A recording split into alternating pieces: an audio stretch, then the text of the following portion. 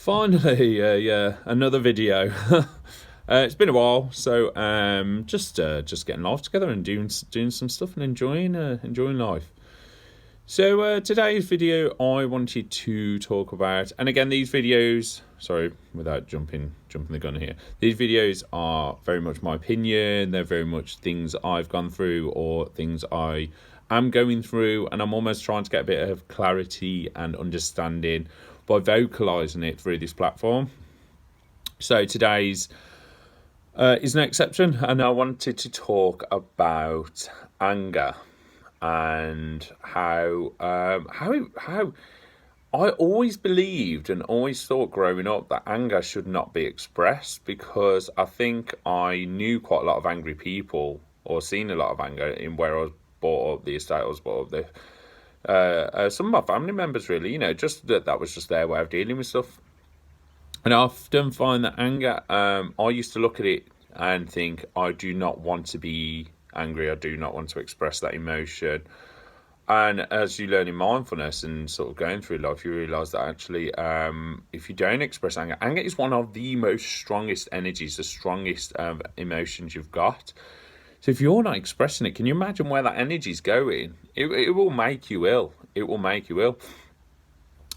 Or in my case, so I would suppress anger. Like, for example, even something, if I didn't like something, rather than actually sort of say it and express that I didn't like it, I would end up sort of beating myself up and becoming quite self-destructive, because I used to pride myself. On not showing any emotion, to be honest. I used to pride myself on never crying or never being angry, and I thought that was okay. And of course it's not okay. You should feel everything.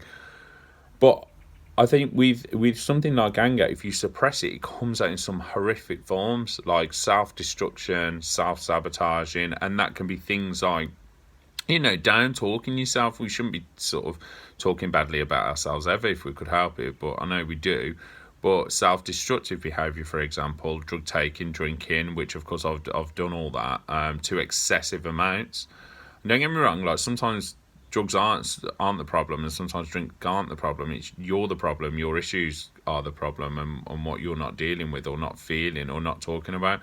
And I think a massive way of dealing with these things is like saying things like, shall we talk about it, shall we discuss it, shall we communicate. Communication is where sometimes I think I've found I've gone quite wrong in life, or lack of communication.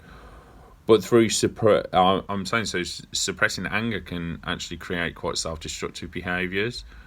It can also create a lot of defensiveness and almost frustration, I think.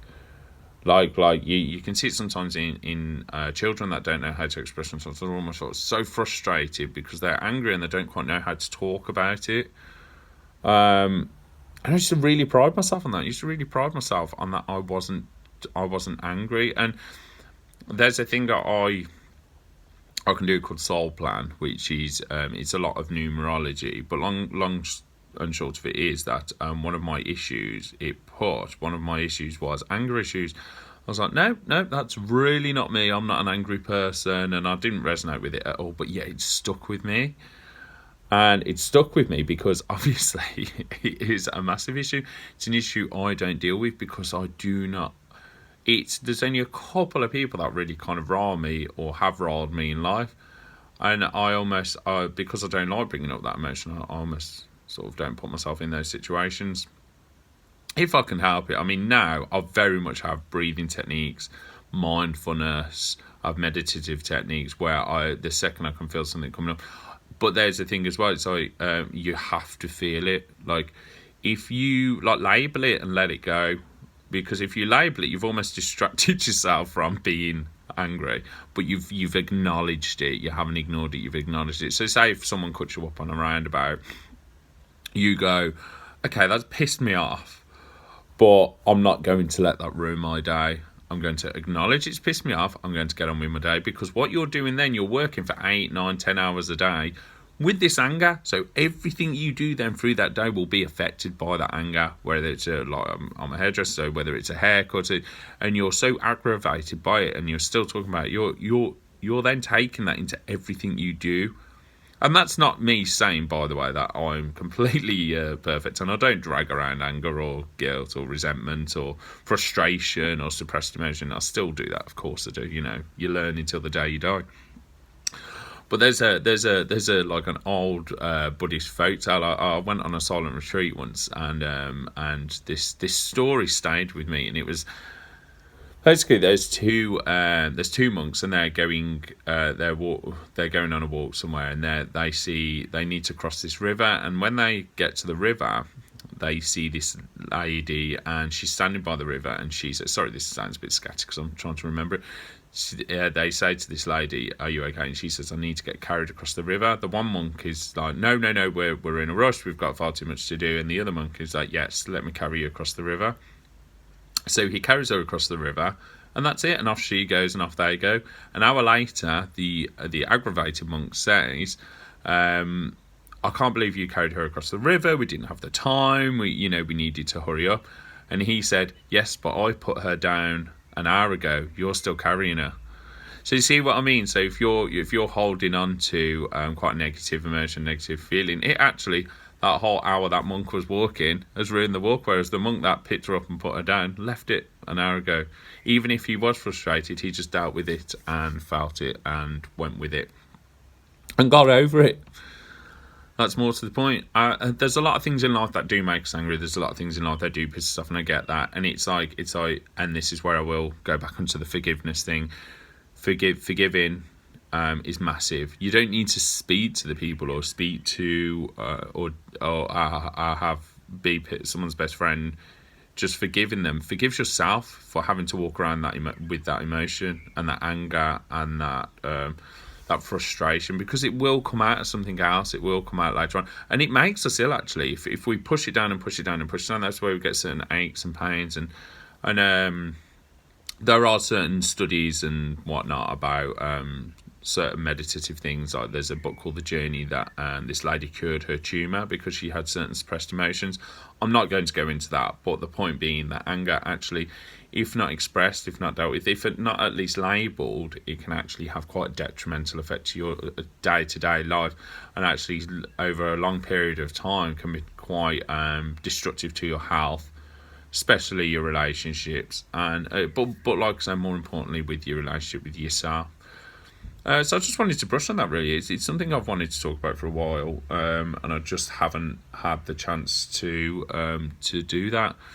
Another one of these videos.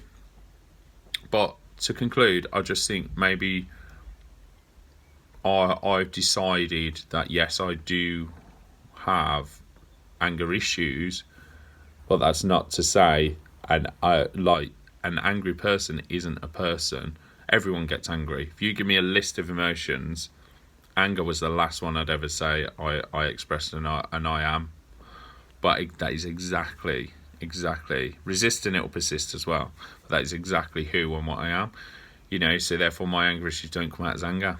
They come out as excessive drink and drug taking like they have done in the past, or whatever else we use to bury and suppress emotions, anger being one of those emotions. So I think maybe going away with this, I think someone's just crashed up. Maybe going away with it, with this sort of thought and feeling that if ever we feel angry, to really just try and understand ourselves a little bit more, and give ourselves compassion, and give ourselves love, and give ourselves time to be okay with how we're feeling. We don't always have to. Happiness is not running around smiling and laughing. Is not just a way of treating ourselves and being compassionate to ourselves. Be compassionate to yourself when you're angry. Give yourself love, care, time and attention, and to help you understand, and give yourself as much time as you need. Because I think we're in a world where we're rushing around so much, you don't have time to feel what you're supposed to be feeling. And by having anger, but you create your boundaries, you create you see what you like and what you don't like, because anger is a passionate emotion. It is an emotion that you use to understand yourself. It's an emotion you use to understand what makes you happy, and more to the point, what makes you unhappy in this world. So go with it, roll with it, understand yourself by doing so. and hopefully this video might help. It's kind of, again, I've kind of flitted into sort of a few ways of understanding it, but it's kind of how I'm going with my journey and my understanding of certain things that actually I always thought I understood, but I'm only now recently getting the true rhyme and reasoning behind everything. So yeah, on that note, it's a beautiful day. Have a good day yourselves, and I'll hopefully make another one soon.